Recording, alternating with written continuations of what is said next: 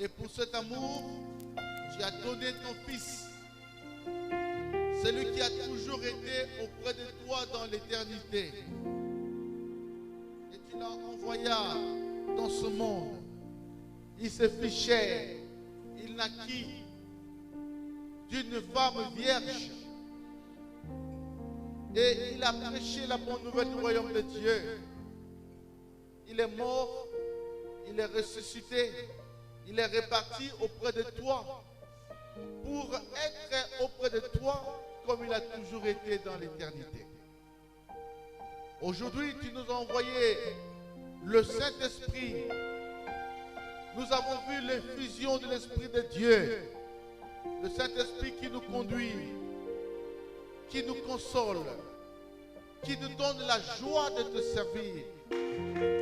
Est-ce que l'Église peut acclamer Jésus?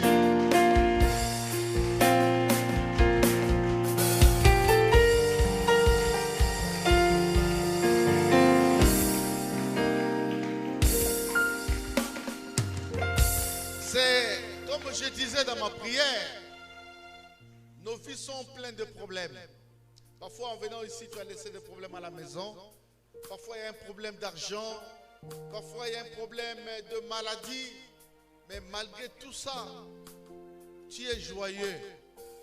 Malgré tout ça, en te regardant, on sent la gloire de Dieu. C'est l'œuvre du Saint-Esprit. C'est l'œuvre du Saint-Esprit. Alléluia.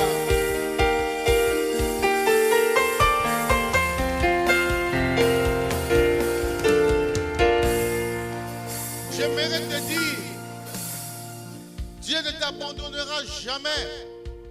Quels que soient les problèmes que tu traverses, tu t'en sortiras toujours. Le Saint-Esprit va te donner la joie. Hier, tu avais les pensées de te suicider, mais plus jamais tu te suicideras.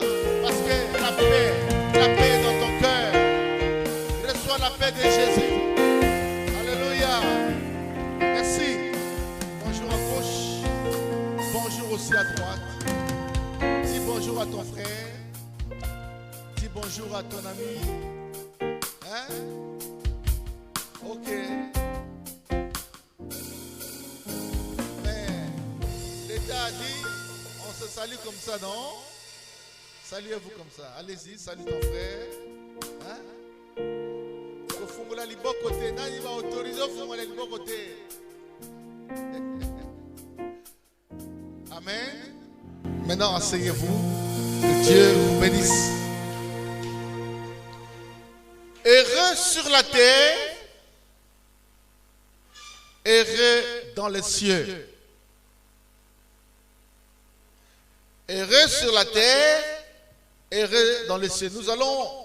C'est un serment que nous avons déjà prêché, mais nous avons préféré le reprendre encore avec les frères et les sœurs, afin que tu comprennes que tu ne dois pas être seulement heureux sur la terre, mais tu dois aussi être un homme qui, dans les cieux, dans le paradis de Dieu, sera un homme heureux. Plusieurs sont seulement qui sont intéressés à la préparation sur la terre pour qu'ils soient des hommes grands, des hommes puissants sur la terre. Tout ça c'est bien. Mais tu dois aussi te préparer à rencontrer ton Dieu. Est-ce qu'il y a des gens qui croient que chacun rencontrera notre Dieu à la fin? Tout homme rencontrera son Créateur. Il y a un rendez-vous que Dieu a placé. Il va rencontrer tout ce qu'il a créé à son image et à sa ressemblance. Les uns dans cette rencontre vont pleurer et ne seront jamais consolés dans l'éternité. Mais les autres, ils seront dans la joie. Ils vont dire, Seigneur, j'ai bien fait de te suivre et de faire ta volonté lorsque j'étais sur la terre. C'est pourquoi travaillez, non pas seulement pour votre réussite sur la terre, mais travaillez aussi pour votre réussite au ciel. Nous allons lire le texte le plus célèbre du Nouveau Testament, tout au moins l'un des plus célèbres. C'est l'évangile de Luc au chapitre 16e Luc 16, 19 à 28. C'est un long texte, hein? Luc 16, 19. Il y avait un homme riche qui, étant vêtu de pourpre et de fin lin, et qui chaque jour menait une vie joyeuse et brillante, un pauvre nommé Lazare était couché à sa porte, couvert d'ulcères, et désirait de se rassasier des miettes qui tombaient de la table de l'homme riche, et même des chiens venaient encore lécher ses ulcères. Le pauvre mourut, et il fut porté par les anges dans le sein d'Abraham. Le riche aussi mourut, et il fut enseveli. Dans le séjour des morts, il leva les yeux, et tandis qu'il était en proie au tourment, il vit de loin Abraham et Lazare dans son sein. Il s'écria: Père Abraham, aie pitié de moi. Envoie Lazare pour qu'il trempe le bout de son doigt dans l'eau et me rafraîchisse la langue, car je souffre cruellement dans cette flamme. Abraham répondit: Mon enfant, souviens-toi que tu as reçu tes biens pendant ta vie et que Lazare n'a eu que les maux pendant la sienne. Maintenant, il est ici consolé et toi tu souffres. D'ailleurs, il n'y a entre nous un abîme, afin que ceux qui voudraient passer d'ici vers vous ou de là où vous êtes vers nous ne puissent le faire. Le riche dit: Je te prie donc, Père Abraham, d'envoyer Lazare dans la maison de mon père, car j'ai 5 frères. C'est pour qu'il leur atteste ces choses, afin qu'ils ne viennent pas aussi dans ce lieu de tourment. Amen. Que Dieu bénisse ceux qui ont écouté la parole de Dieu. Est-ce qu'on peut acclamer la parole du Seigneur?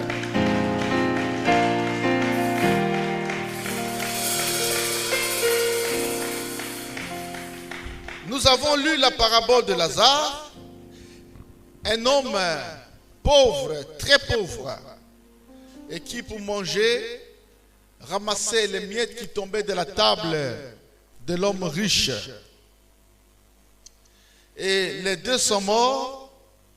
Nous avons vu que Lazare est allé dans le sein d'Abraham, dans la joie, et que l'homme riche est allé dans les souffrances, en enfer.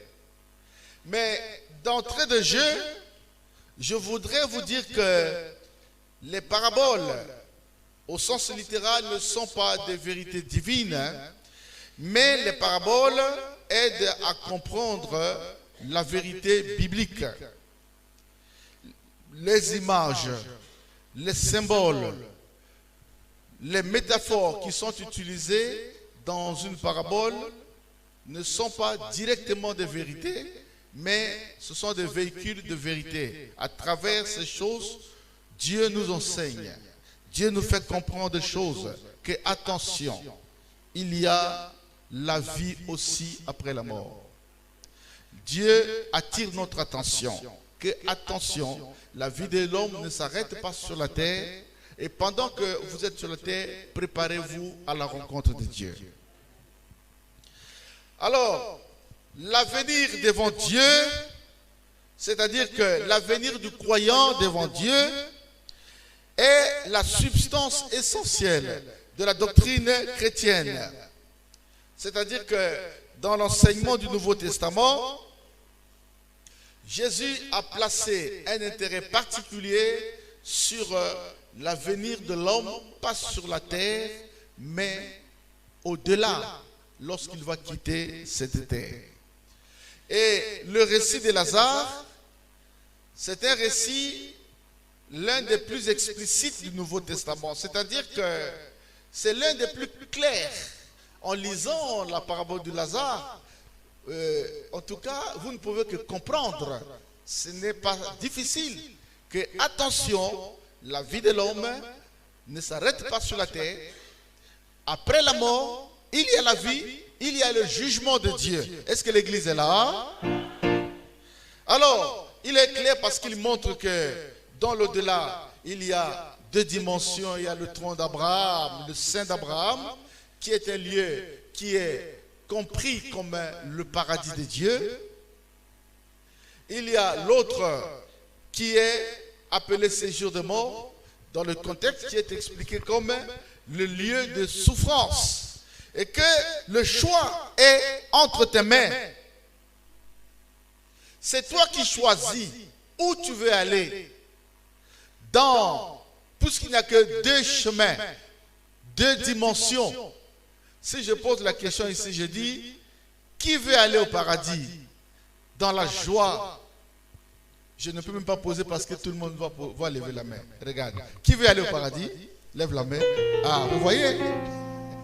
Et si je dis, qui veut aller en enfer après la mort?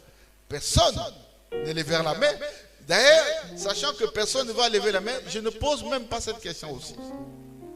Parce que personne n'a jamais voulu être détruit. Mais ça ne suffit pas à lever la main ou ne pas lever la main. Mais il faut que ton choix soit accompagné d'un engagement pendant que tu vis. Si tu veux aller au ciel, si tu veux demeurer avec Dieu dans l'éternité, si tu veux être dans la joie après ta mort, alors commence à te préparer aujourd'hui. Dis Amen bien. Et l'espérance. Vous savez que de tels messages, l'Église ne veut plus prêcher ça. L'Église aime prêcher la bénédiction. L'Église aime prêcher la richesse, la gloire. Et pour cela, il montre un Dieu puissant, un Dieu qui donne la richesse. Tout ça, c'est bien. Mais ce n'est pas l'essentiel pour le salut de l'homme. Parce que la Bible dit, que servira-t-il à un homme de gagner le monde, de gagner tout ça, si au dernier jour, il perd son âme?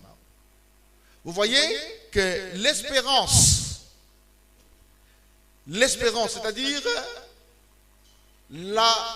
l'attente à une vie glorieuse. Lorsque le Seigneur Jésus viendra, l'espérance, on appelle ça l'espérance. C'est-à-dire s'attendre à la gloire qui vient.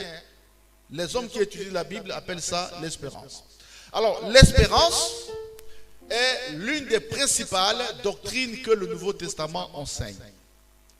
Vous savez, frère, le Nouveau Testament compte 260 chapitres. Mais il parle de l'espérance plus de 300 fois. Sur les 260 chapitres que le Nouveau Testament compte, l'espérance revient dans chaque chapitre. Et ceci montre que c'est une doctrine principale. Dieu veut que nous comprenions ces choses. Et les auteurs du Nouveau Testament, non seulement ils ont prêché l'espérance, mais aussi ils ont utilisé l'espérance, un discours sur l'espérance pour avertir leurs lecteurs, pour dire, pour maintenir les gens dans la foi, ils ont parlé de l'espérance. Pour maintenir l'Église dans la sainteté, ils ont parlé de Jésus qui vient bientôt. Est-ce qu'ici, il y a des gens qui croient que Jésus vient bientôt? Que cela acclame Jésus. Ceux qui croient.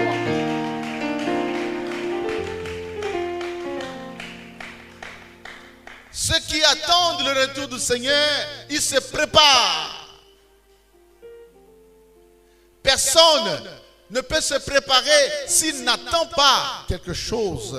Aucune femme, aucune jeune femme ne peut se préparer s'il ne s'attend pas à un mariage. Une fille qui s'attend à se marier, il se prépare. Même s'il n'y a pas quelqu'un devant, mais il se prépare.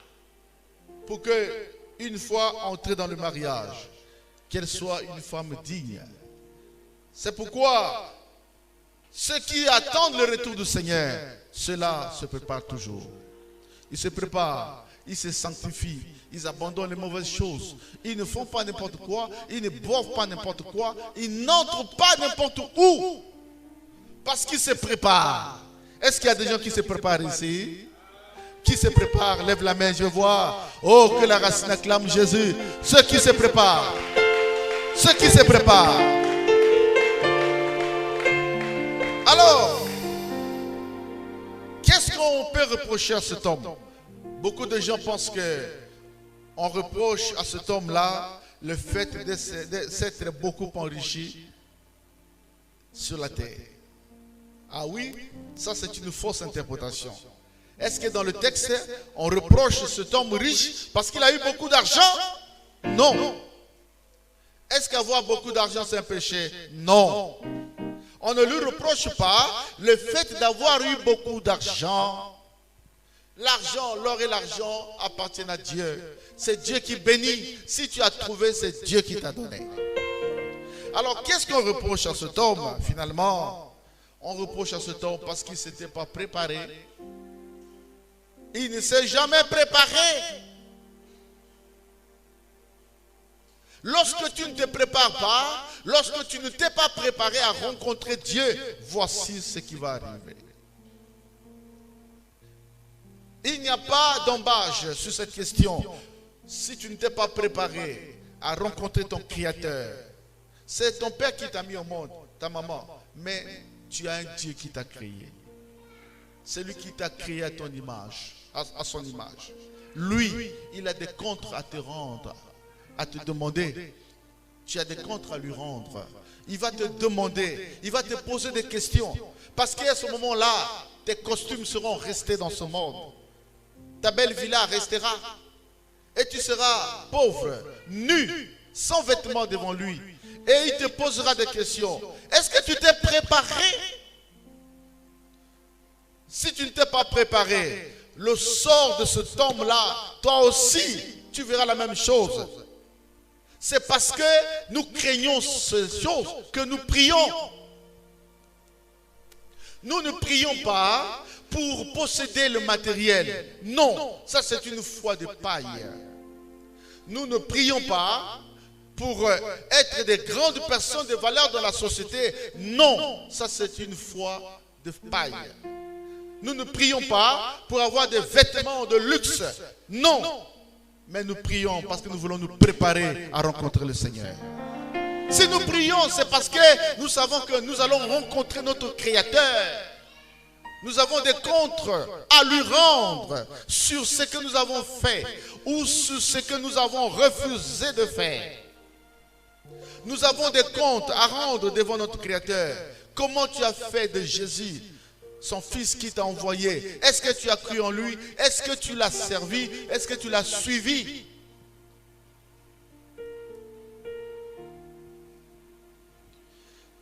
Celui qui se contente seulement du bonheur sur la terre, voici ce qui arrive. Je veux qu'à la racine, je veux que tous ceux qui sont venus ici aujourd'hui sachent une chose. Prépare-toi sur la terre, prépare-toi aussi pour le ciel. C'est pourquoi nous avons intitulé ce thème « Heureux sur la terre, heureux au ciel ». Heureux sur la terre, heureux aussi dans les cieux. Les objectifs chrétiens ne peuvent pas être focalisés simplement sur la terre. Nous devons prêcher le plein évangile, c'est-à-dire que nous montrons ce que Dieu fait, nous montrons que Dieu bénit, que Dieu fait des miracles. Nous devons montrer aussi que Dieu nous demande de la sainteté de vie. Dieu nous demande d'obéir. Dieu nous demande de nous préparer pour le rencontrer. Ça, c'est le plein évangile.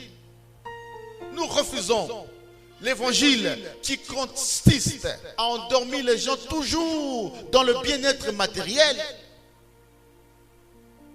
Nous refusons de limiter notre évangile seulement à la satisfaction de la chair.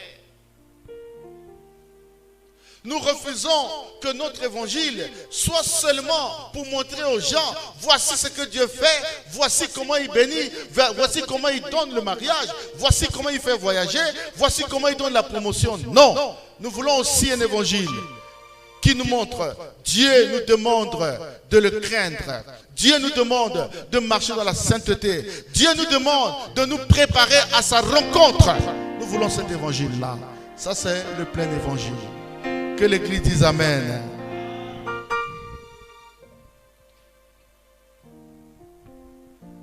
Dieu t'appelle et veut te rendre heureux sur la terre, mais aussi heureux dans les cieux. Et vous devez savoir gérer tout ça. Il y a des choses que Dieu vous demande de faire. Il y a aussi ce que vous voulez que Dieu fasse. Regarde, j'ai réfléchi à ça toute cette semaine avant de vous prêcher. Quand quelqu'un vient à l'église, est-ce que tu connais ce qu'il a dans son cœur? Il y a des choses qui sont dans son cœur. Il voudrait que Dieu puisse l'aider. Il voudrait que Dieu puisse faire. Tu as une pensée. Mais mon frère, ma soeur, je veux te dire que Dieu aussi a la même pensée lorsqu'il te voit venir. Il veut que tu puisses l'obéir. Il veut que tu puisses faire sa volonté. Alors les deux choses se croisent. C'est comme si tu croisais Dieu comme une personne.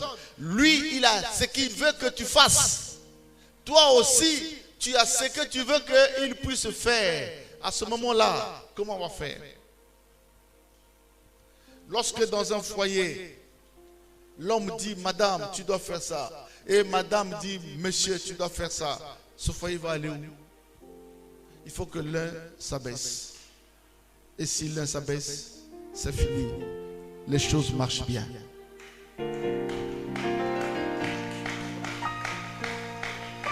Si la femme, du point de vue de la doctrine chrétienne, c'est la femme qui doit s'abaisser. Mais pas toujours l'homme aussi. Par amour de sa femme, il peut s'abaisser devant sa femme. À ce moment-là, toi, tu dois t'abaisser devant Dieu. Parce que tu as un besoin que tu veux que Dieu fasse. Dieu aussi a un besoin qu'il veut que tu puisses faire. Entre vous deux, qui doit obéir à l'autre? Beaucoup de gens ne sont pas prêts à faire la volonté de Dieu, mais ils sont prêts à ce que Dieu puisse les bénir.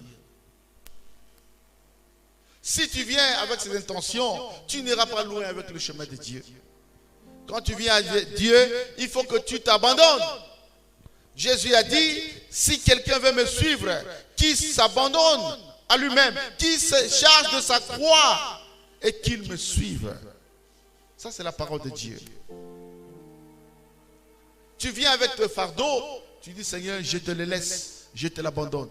Fais de moi ce que tu veux. Et à ce moment-là, laisse Dieu te conduire comme il veut. N'impose pas à Dieu un chemin.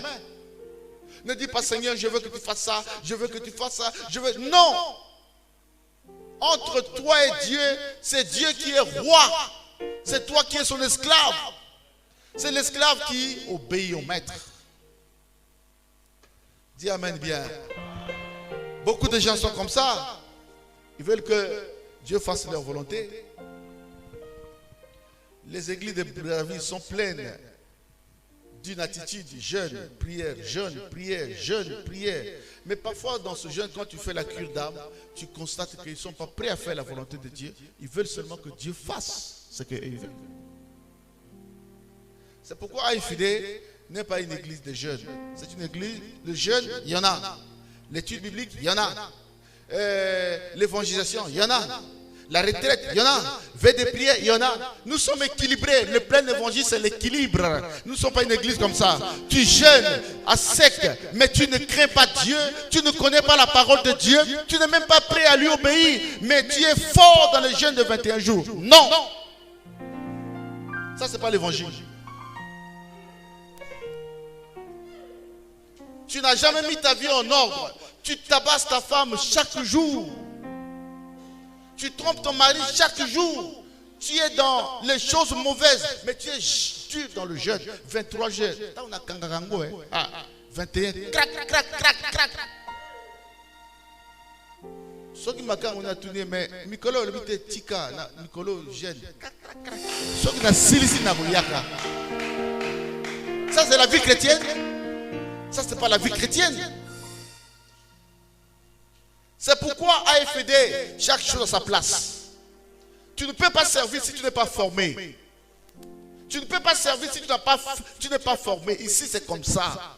Établissement 1, établissement 2, équipement 1, équipement 2, équipement 3. École biblique décentralisée. On pense que si tu as fini, tu as compris des choses. Et tu peux avancer avec Dieu. Oh, que Dieu soit loué. Il faut gérer les deux choses.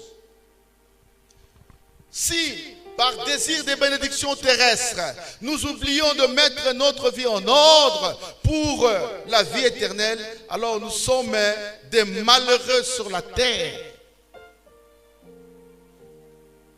Si notre désir, c'est seulement recevoir la bénédiction, alors nous oublions qu'un jour, nous allons des comptes à rendre devant Dieu. Si quelqu'un agit comme ça, c'est qu'il est malheureux, il ne connaît pas Dieu. Et il a une destinée perdue. Mais celui qui met sa vie, celui qui s'attend, il se dit, je vais rencontrer mon Dieu lorsque mes jours vont finir sur la terre, lorsque je m'en irai, lorsque je ne pourrai plus jamais respirer, lorsque ma vie va sortir de ce corps, je vais rencontrer mon Dieu. J'ai des comptes à lui rendre. Et cet homme-là, s'il se prépare, il va prendre sa vie au sérieux. Il va acheter la Bible. Il y a des gens qui n'ont pas de Bible, vous savez, je vous informe. Non pas seulement qu'il n'a pas l'argent, il a l'argent, mais ça n'a jamais été sa priorité. Il ne la lit même pas. Il ne la connaît même pas. Il s'en intéresse même pas. Et si toi, tu ne t'intéresses pas à la parole de Dieu, comment tu vas obéir à Dieu? Comment tu vas faire sa volonté? Oh, que Dieu nous aide. Nous ne voulons pas bâtir une église comme ça. Nous voulons une église des gens qui connaissent Jésus. Des gens qui aiment Jésus. Des gens qui veulent lire la parole de Jésus. Des gens qui veulent abandonner de mauvaises choses à cause du nom de Jésus. Nous ne voulons pas une église des personnes qui viennent simplement prier. Après, pasteur, au revoir, on se voit le dimanche prochain. Non. Entre-temps, je fais ce que je veux. J'entre, je suis un homme libre. Non, ce n'est pas ça l'église. Alors, premièrement, vous devez vous préparer pour l'avenir sur la terre et pour l'avenir au ciel, devant Dieu. L'inverse n'est qu'un égarement spirituel. C'est-à-dire que si quelqu'un ne se prépare que pour lui-même sur la terre, et il ne se prépare pas pour rencontrer son Créateur, c'est l'égarement. Il est égaré. Parce que voici ce que la parole de Dieu déclare. Car il en est de même de plusieurs qui marchent en ennemi de la croix. Je vous en ai parlé souvent et j'en parlerai maintenant en pleurant. Leur fin sera la perdition. Ils ne pensent qu'aux choses de la terre. Ça c'est Philippiens chapitre 3 verset 19. Le verset 19 est plus fort. Il dit, ils ne pensent qu'aux choses de la terre. Ils ne pensent qu'aux choses de la terre. Si toi, tu ne penses qu'aux choses de la terre, qu'est-ce que la parole de Dieu dit? C'est la perdition. Est-ce que tu sais ce que c'est que la perdition? Tu es perdu dans le delà. Tu verras les autres sont dans la joie.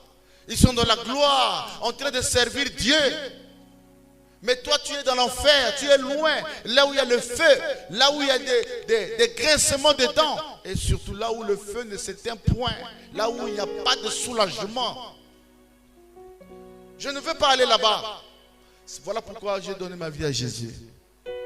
Je ne veux pas aller là-bas. Voilà pourquoi nous servons Dieu, nous suivons Dieu. Je ne veux pas aller là-bas. Voilà pourquoi il y a certaines choses que nous avons abandonnées. Parce que nous sommes en train de nous préparer pour rencontrer notre Dieu. Et il y a des avertissements à travers la parole de Dieu. Certaines personnes vont souffrir parce qu'ils vont tomber devant le jugement de Dieu. Parce qu'ils auront négligé des choses sur la terre. Deuxièmement, écoute-moi bien, la détresse devant le jugement de Dieu est plus grande que la détresse sur la terre. La détresse devant le jugement de Dieu est plus grande que la détresse sur la terre. La mort sur la terre met fin aux souffrances de l'homme. Mais en enfer, l'homme ne meurt plus et sa souffrance ne peut pas s'arrêter. Dans ce monde, lorsque quelqu'un dit « je veux mettre fin à mes souffrances », il se donne la mort, il meurt. Mais ceux qui se suicident, ils ignorent une chose, que dès qu'ils meurent, il y a une autre souffrance qui les attend, qui est plus grande que la souffrance de ce qu'ils ont connu.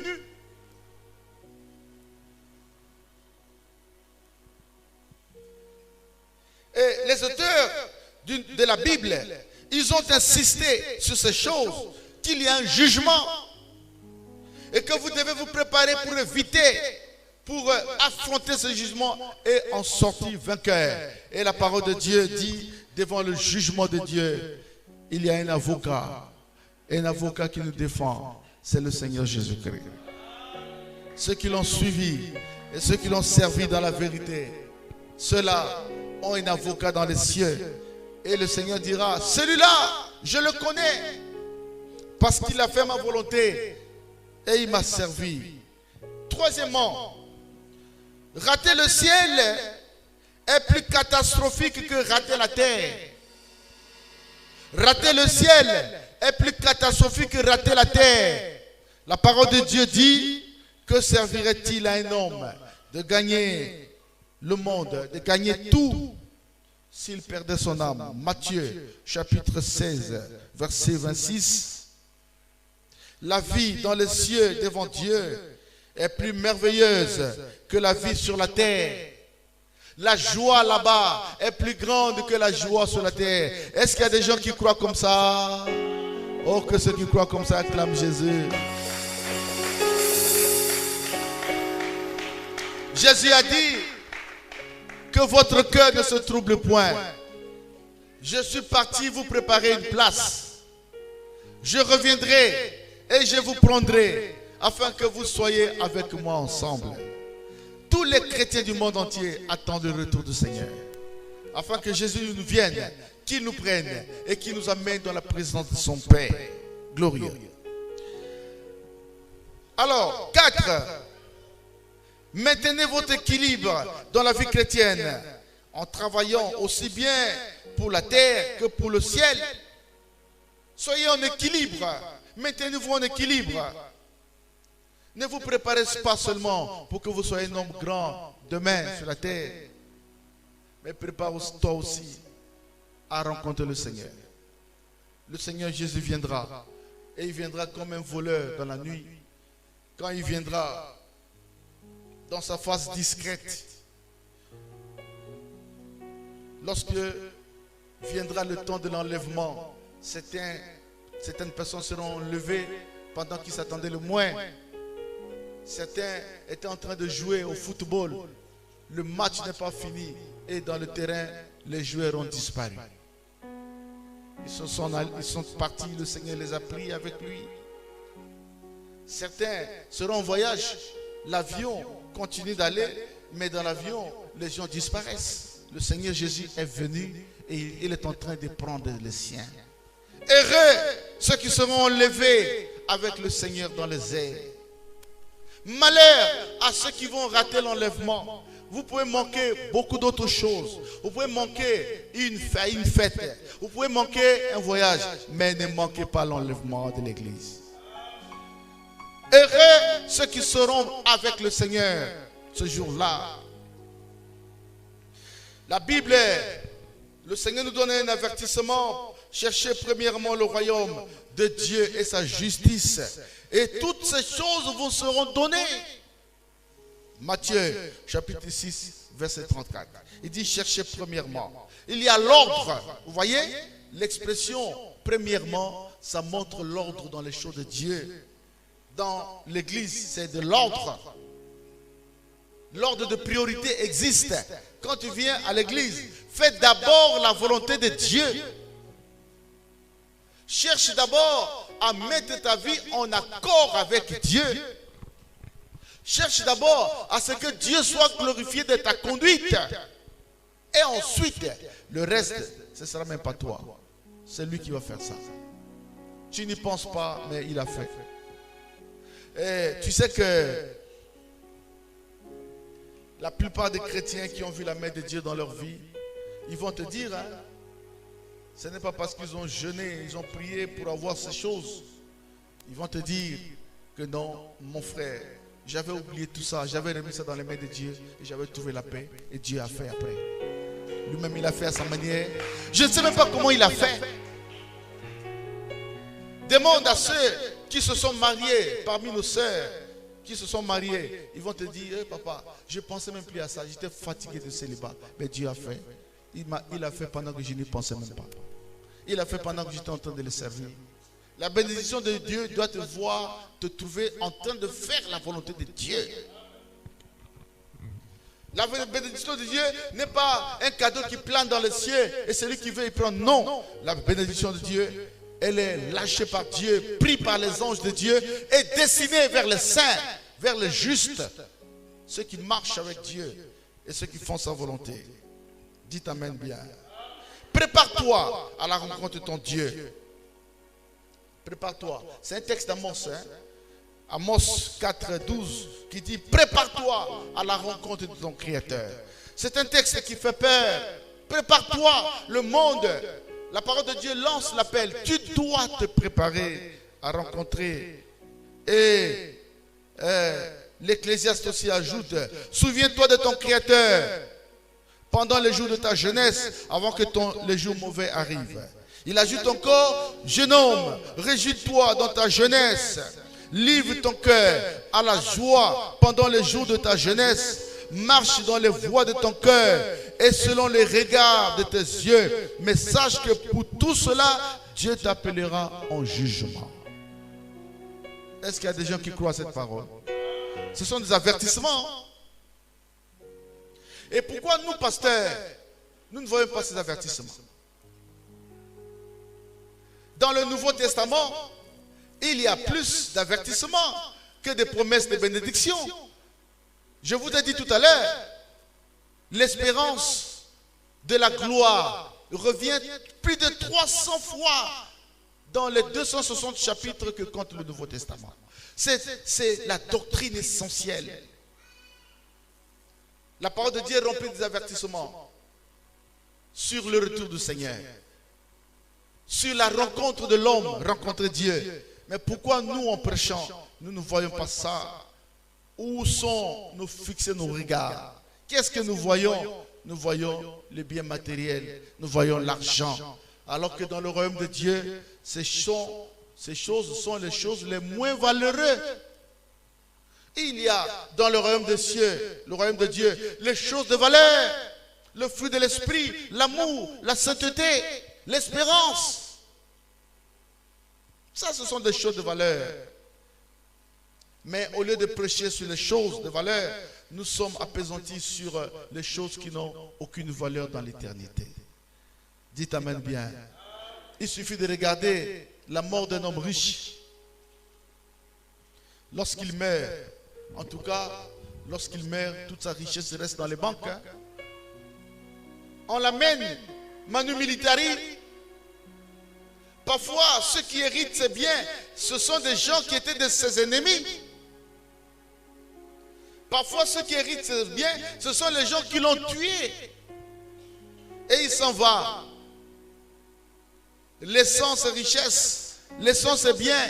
Cela nous montre que non, la vraie richesse ce n'est pas ça. La vraie richesse existe. C'est dans la présence de notre Dieu. Heureux ceux qui s'attendent au retour du Seigneur. Heureux ceux-là. La réussite dans les cieux exige un certain sacrifice sur la terre. Si tu veux réussir dans les cieux, il y a un minimum de sacrifice. Ah oui. Regarde ce que la Bible dit. Or, ceux qui vivent selon la chair ne sauraient plaire à Dieu. Ceux qui vivent selon la chair ne sauront plaire à Dieu. Vivre selon la chair, c'est quoi? C'est s'écarter chaque fois de la volonté de Dieu. C'est se satisfaire soi-même. Romains chapitre 8, verset 13. Regarde ce que le Seigneur dit. Il dit travailler, non pas pour la nourriture qui périt, mais travailler pour la nourriture qui subsiste, pour la vie éternelle. Ce sont des versets qu'on ne lit pas. Jean, chapitre 6, verset 27. Travailler, non pas pour la nourriture qui périt, mais travailler pour la nourriture qui subsiste jusqu'à la vie éternelle. Est-ce que toi, tu cherches quoi? La nourriture qui périt? Ou tu cherches la nourriture qui t'amène dans la vie éternelle? Jésus disait encore que ma nourriture est de faire la volonté de celui qui m'a envoyé et d'accomplir son œuvre. Vous voyez? Ma nourriture est de faire la volonté de Dieu. Jean chapitre 4, verset 34. Quelle est ta nourriture? Lorsque le Seigneur parle de la nourriture, il veut parler de la soif. Quelle est ta soif? La soif, c'est posséder les biens matériels, ou bien ta soif, c'est de servir Dieu. Ta soif, c'est de faire la volonté de Dieu. Lorsqu'un chrétien est sauvé, sa soif n'est plus se satisfaire soi-même, mais sa soif devient de faire la volonté de Dieu. Jésus est le chemin de Dieu pour le ciel. Aimez-le, servez Jésus, obéissez à Jésus et le chemin du ciel est ouvert. Jésus a dit, je suis le chemin, la vérité et la vie. Nul ne vient au Père que par moi. Jean chapitre 14, verset 6.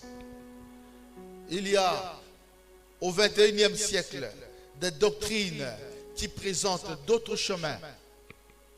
Et ce chemin, c'est qui? C'est des apôtres, des prophètes. Mais nous, on ne connaît pas ça.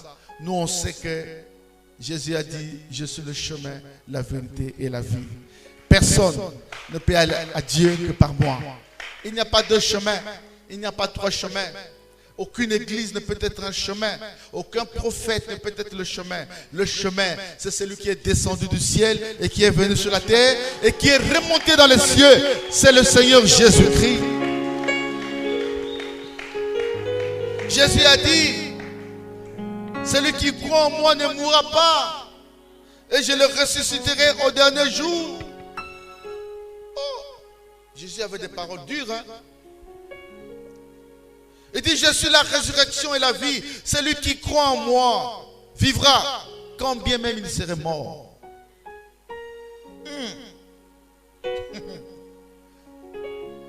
Je relis pour toi, c'est fort. Il dit, je suis la résurrection et la vie. Celui qui croit en moi vivra, quand même il serait mort. Jean 11, 25. Il dit encore, en vérité, je vous le dis, celui qui croit en moi, celui-là, il obtient la vie éternelle. Oh, Jean 6, 47. Celui qui croit en moi, il obtient la vie éternelle. Il dit encore que la volonté de mon Père, c'est que quiconque voit le Fils et croit en lui, qu'il trouve la vie éternelle. Et je le ressusciterai au dernier jour. Je le ressusciterai. Je le ressusciterai. Jean 6, 40. Nul ne peut venir à moi si le Père qui m'a envoyé ne l'attire vers moi. Vous voyez, Jésus est le chemin qui mène à Dieu. Si tu veux rencontrer Dieu et être victorieux, le chemin c'est Jésus. Serre-le, crois en lui. Tout le monde dit qu'il croit en Jésus. En réalité, ce n'est pas ceux qui disent qu'ils croient. C'est pourquoi, à l'IBM, à l'Institut biblique, nous avons ajouté, pour être sauvé, il faut croire et suivre Jésus-Christ. Pour éviter la confusion, quand on dit que qui croit en Jésus, tout le monde croit.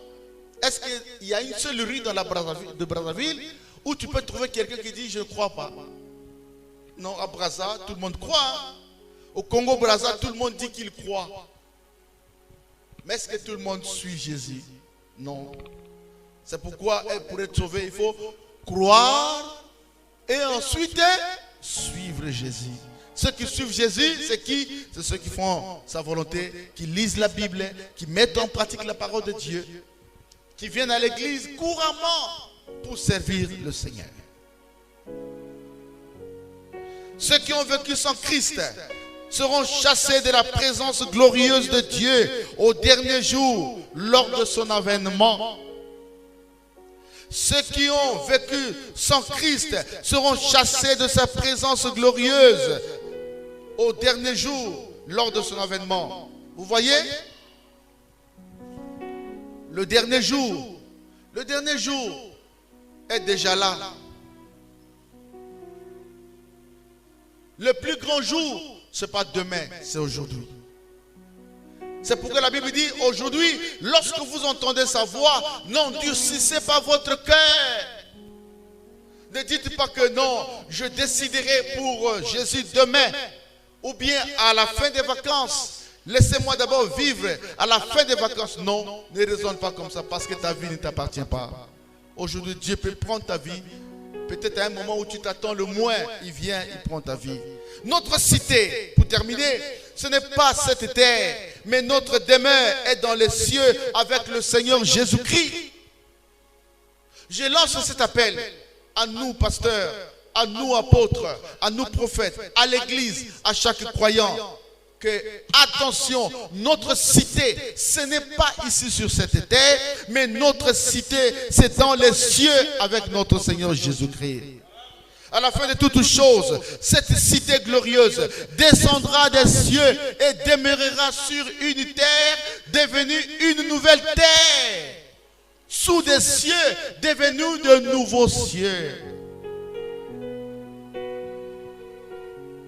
Nous sommes des terrestres. Quand je dis notre vie, notre cité dans les cieux, ça veut dire que la ville dans laquelle nous allons demeurer, elle est d'origine céleste. Elle se posera sur la terre, devenue une nouvelle terre. Et nous demeurerons dans cette ville. On n'aura pas besoin de soleil, parce que la présence de Dieu, elle est lumineuse, plus éclatante que le soleil. On n'aura pas besoin d'électricité. Il n'y aura pas de matin, il n'y aura pas de soir, parce que la présence de Dieu fait confondre et le jour et la nuit. Et nous serons dans la joie, même si nous avons manqué de choses sur la terre, même si la terre, dans ce monde, on nous appelait pauvres, mais là-bas, on nous appellera riches. Nous serons avec notre Dieu, nous ne serons plus jamais malades, et nous serons dans la paix.